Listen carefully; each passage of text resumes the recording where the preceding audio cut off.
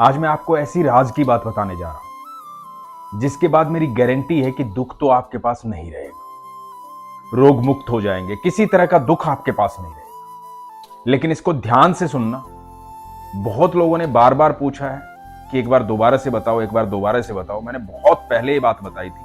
आज ध्यान से सुनना और इसको आजमाना, देखना, फिर दुख भाग जाएगा। हरे कृष्ण दोस्तों, मैं हूं अनुज शर्मा। तो सबसे पहले तो आपको बताता हूं कि दुख जाता कैसे। दुख की एक खासियत होती है, दुख कभी अकेला नहीं आता। दुख आता है ईश्वर को साथ लेकर आता है, और इतना भोला होता है कि उसको पता नहीं होता कि मेरे साथ ईश्वर चल रहे हैं। यदि सामने वाले ने ईश्वर पर विश्वास कर लिया तो मेरी मृत्यु निश्चित है।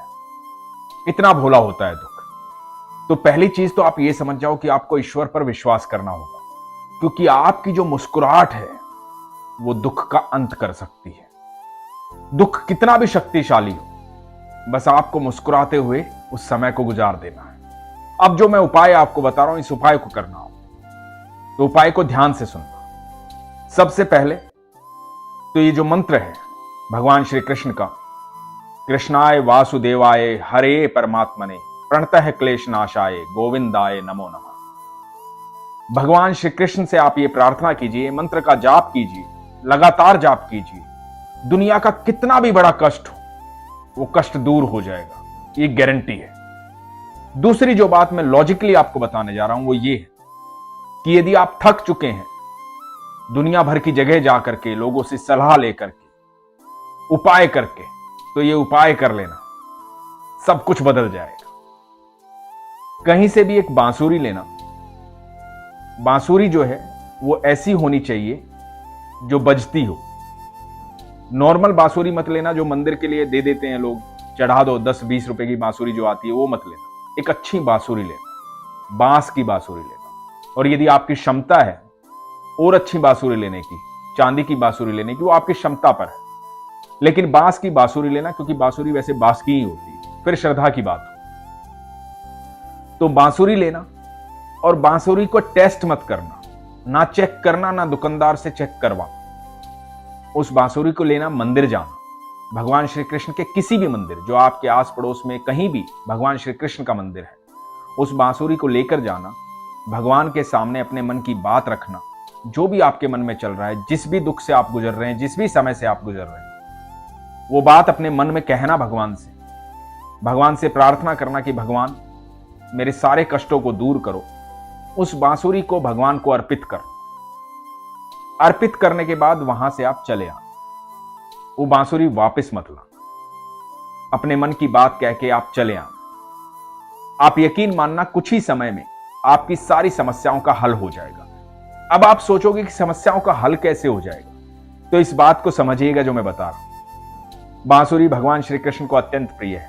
बांसुरी एक ऐसा वाद्य यंत्र है, आप दुनिया में किसी भी व्यक्ति को यदि आप देंगे तो उसे लेगा और सबसे पहले उसे फूंक मारेगा, चाहे उसे बजानी आती हो या ना आती, लेकिन वो उसे फूकेगा जरूर। तो ये बांसुरी दे रहे हैं आप सर्वेश्वर को, भगवान श्री कृष्ण को। उनके होठों से लग करके बांसुरी जब बजती है तो अनंत ब्रह्मांड जो है वो सारा झूम उठता है। तो जब भगवान को आप ये बांसुरी देंगे और भगवान आपके नाम की बांसुरी बजाएंगे, तो जितने भी नक्षत्र हैं, जो ग्रह हैं, जो कुछ भी है, जो लोग बोलते हैं ना कि ये बिगड़ा हुआ है, ये बिगड़ा हुआ है, वो सब उस बांसुरी के चारों तरफ मंडराएंगे। और आपके नाम की जब बांसुरी बजेगी तो सारे दुख एक फूंक में गायब हो जाएंगे। लेकिन ये जो कुछ भी करें आप विश्वास से करें। एक ही बार करना है, ऐसा नहीं है कि आपको लगातार जाके बांसुरी देनी है, एक ही बार करना। ध्यान से सुनिएगा इस बात को। तो एक बार जाइए, मन से बांसुरी दे के आइए, उसके बाद विश्वास रखिए कि आने वाला समय आपका बहुत बेहतर होने वाला है।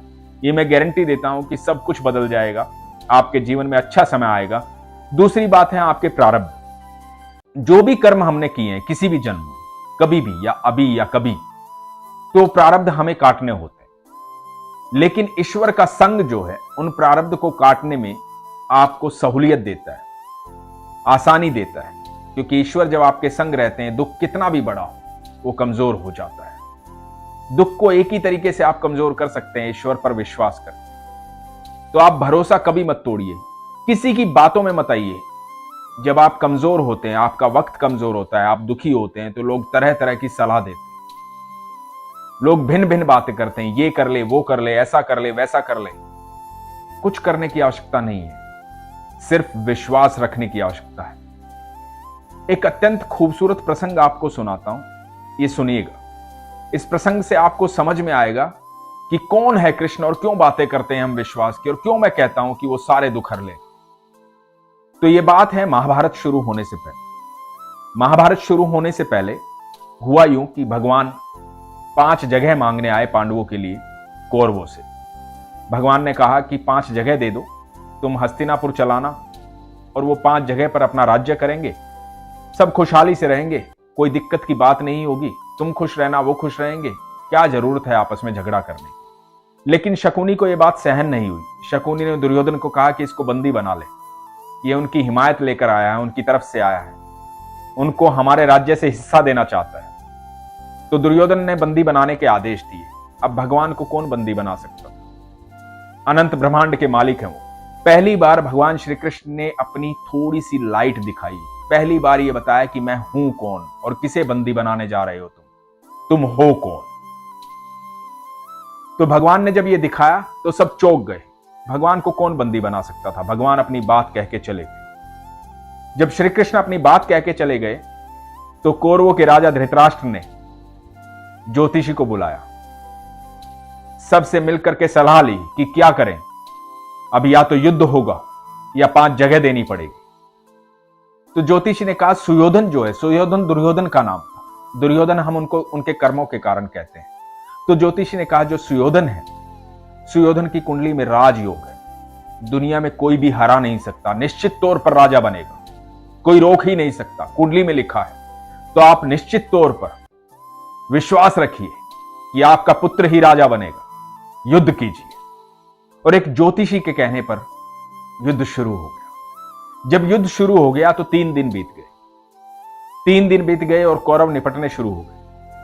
तो धृतराष्ट्र ने ज्योतिषी को बुलाया और ज्योतिषी को कहा कि तुमने कहा था मेरा बेटा राजा बनेगा, तो ये क्या चल रहा है? तो ज्योतिषी ने कहा कि महाराज अभी तो 3 ही दिन हुए, मैंने तो परिणाम की बात की थी, इंतजार कीजिए, सुयोधन ही राजा बनेंगे। 8 दिन बीत गए, आधे कौरव निपट चुके थे। जब आधे कौरव निपट गए, धृतराष्ट्र चिंतित था।